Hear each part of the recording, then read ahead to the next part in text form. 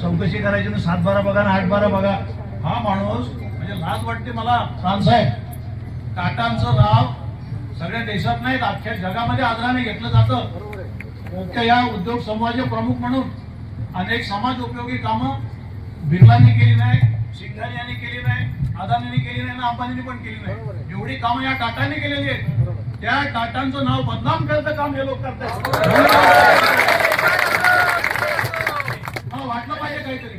मी आज फक्त मी तुम्हाला ओळखत पण नाही. मी तुम्हाला दोघांना तहसीलदार साहेब आणि प्रांत साहेब या ठिकाणी आहे. अहो तुम्ही नारळ फोडता, खरं तुम्ही बांधणार ना, पैसे कोण देणार? कंपनी. आणि मग लँड ऍक्विजिशन झालं नाही, कुणाची जागा माहिती नाही, तो माणूस बिचारा 500 किलोमीटर आला. शर्मेची गोष्ट नाही ना आपल्याला. एक मिनिट, किती तुम्ही खोटं उलट सुलट इकडे तात्पुरती उत्तरी हे मलमपट्टी थांबवा. एकच तुम्हाला थोडक्यात सांगतो, जर तुम्हाला हा प्रकल्प व्यवस्थित जर राबवायचा असेल तर हे पार्शलिटी जी चाललेली आहे ना, सगळ्या लोकांना विश्वासात घ्या. आमचं काय म्हणणं आहे त्याच्यात, ते पण कोणतरी असतील असतील, परंतु एकतर्फी तुमचा जो कारभार चाललाय आतापर्यंत, विशिष्ट लोकांना हाताशी धरून किंवा काय करून आणि बाकीच्यांना तुम्ही म्हणजे आता बोलू नये, मनमानी फाट्यावर मारायचा विषय चालला का, तो यापुढे चालणार नाही. याची दक्षता, याची नोंद तुम्ही घ्या. हे तेवढंच तुम्हाला या निमित्ताने सांगतो.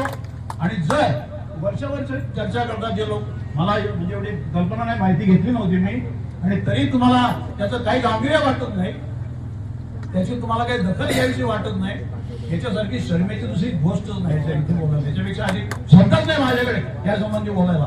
तेव्हा आता या संबंधी तुम्ही हे सोडा, ही 4 घरं बांधून 8 शाळा बांधून हे करू, हे टाकलं चालू आम्हाला सांगूच नका.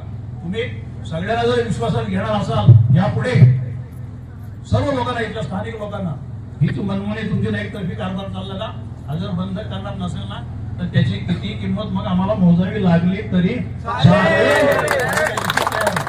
तुम्हाला पोलीस डिपार्टमेंट आणि महसूल खातं यांच्या साक्षीने तुम्हाला मी सांगतो. तुमच्याशी मला आता एकंदर पाहिल्यानंतर किती विश्वास ठेवायचा.